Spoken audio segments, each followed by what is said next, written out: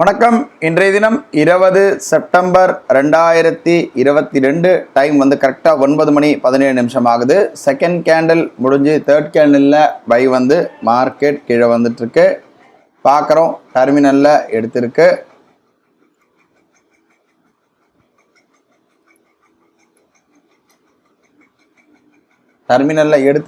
எடுத்து stop loss hit ஆகிருக்கு. இப்போ தான் ஹிட் ஆகுது. ஸோ நெக்ஸ்ட் இப்போ தான் ஓப்பன் பண்ணியிருக்கேன். ஓப்பன் ஆகிருக்கு. நெக்ஸ்ட்டில் பார்ப்போம்.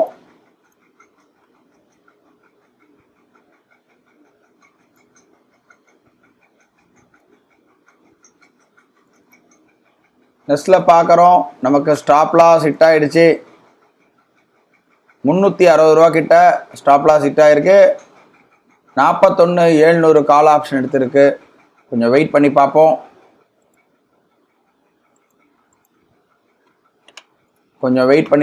எந்த சைடு போகுதுன்னு தெரியல. பார்க்குறோம், திரும்ப பை வந்திருக்கு. ரோபோவில் பார்த்தீங்கன்னா ஹைப்ரிட்டில் 2 லாட் எடுத்திருக்கு. டெர்மினல்லையும் விழுந்திருக்கு. எம்டிஎம் பார்க்குறோம், 160 ரூபா கிட்ட 100 ரூபா கிட்ட எம்டிஎம் ப்ராஃபிட்டில் இருக்குது. கொஞ்சம் வெயிட்